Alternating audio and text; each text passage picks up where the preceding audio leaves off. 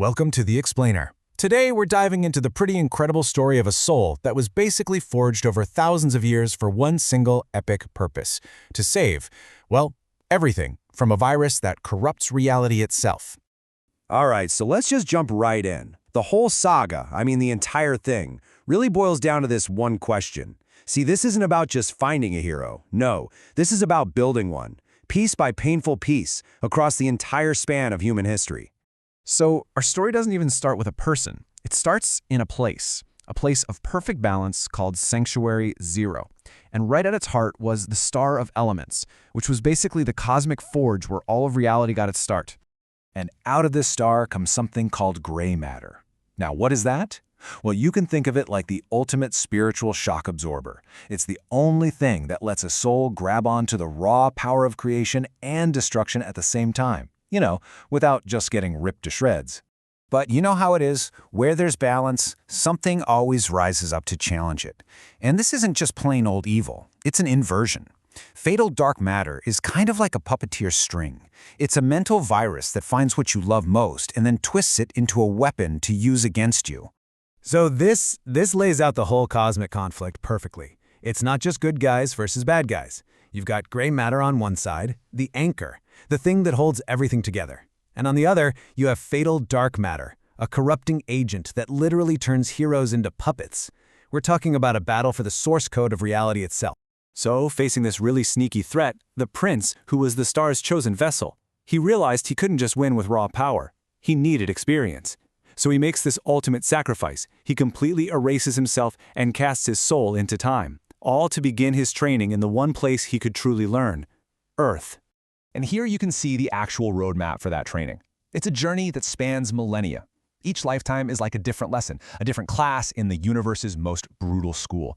And it's all leading to one final showdown, right here in our modern world. So let's get into the first stage of this whole thing.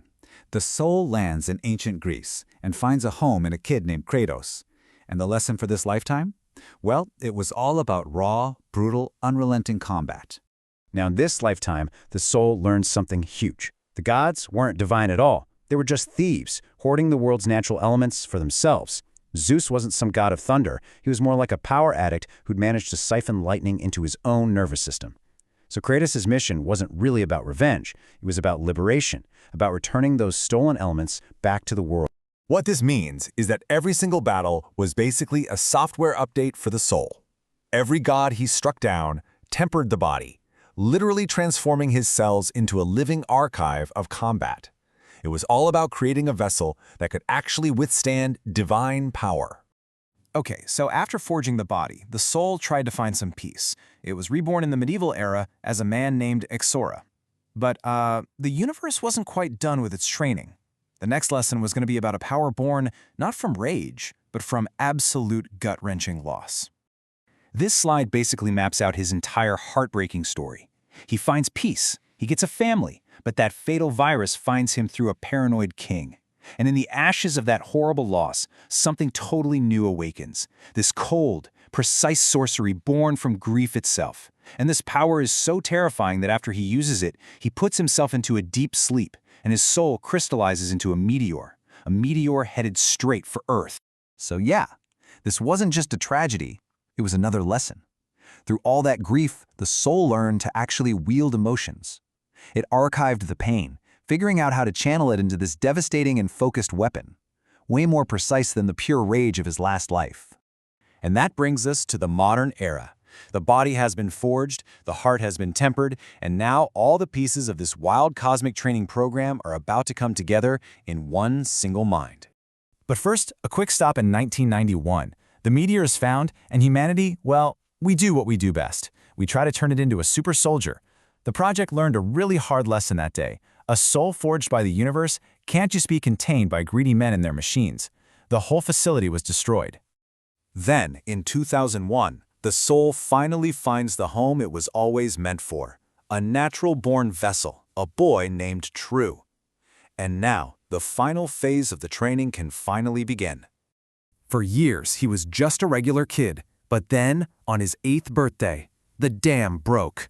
Every single battle, every loss, every lifetime of training came crashing down into the mind of this one little kid, all at once. In a single instant, he felt all the battles of Greece. He heard his dying son's last words from centuries and centuries ago, and he relived the horrific, cold fury of his own sorcery.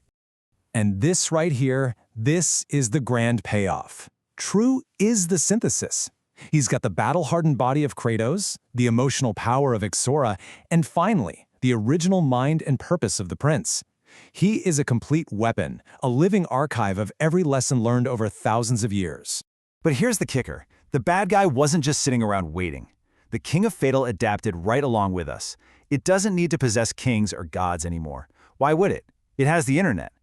I mean, talk about a perfect delivery system for its viral hatred, right? It's turning our screens into weapons and comment sections into full-blown war zones. And this brings us to the ultimate point of this entire saga.